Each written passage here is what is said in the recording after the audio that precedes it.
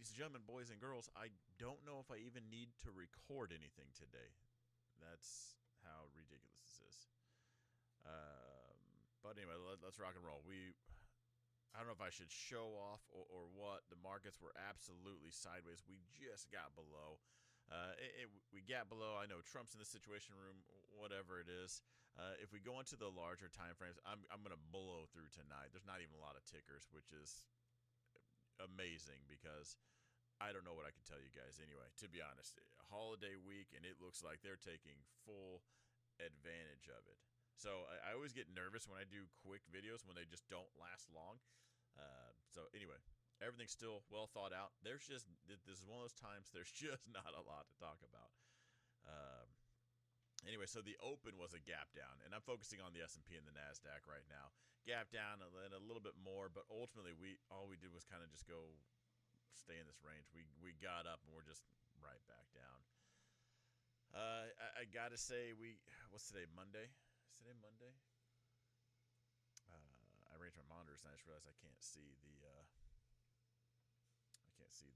date anymore. Today's Tuesday. Heck yeah! All right, so that means tomorrow. Tomorrow we have the rate decision. Powell, is that tomorrow? FOMC. Yeah. So honestly, right now oil is inflationary. So if there was any chance he was going to cut tomorrow, I don't think there was, and I don't think everything's staying the same, in my opinion. If there was any chance at all of him cutting, that's out the window with what's going on in Iran. I don't know.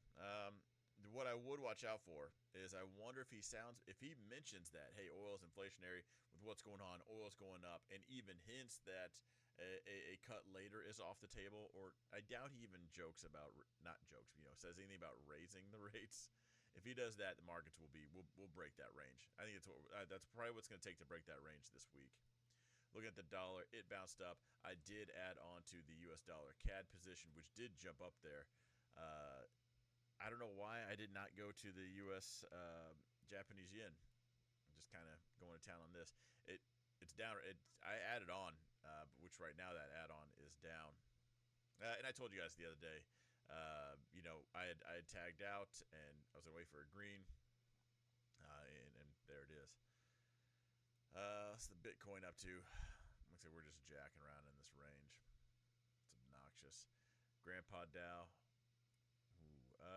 Without the bearish reasons, it kind of looks like a decent dip buy right here, but the fact that we did that, bounced up, and we're already here kind of gives you the heads up that we just might break. That's why I say it's a zone until not, but as of right now, kind of looks like we're headed that way. Russell, I would rather entertain going short right here and have my stop in the green to see if it bounces at that zone than anything else. Let's see, Tesla, a little bit of a gap down and sell off today. Let's get on the after hours. Tesla was hoping for a bit more red to sell puts. Just wait till tomorrow. You'll be fine. If Powell does say anything bad, if there's just a red reaction tomorrow, I think we have enough incentive to probably sell. I think things could pick up momentum. It's most likely going to be a nothing burger, but I can see if there is that surprise factor. I don't think it's going to be to the upside.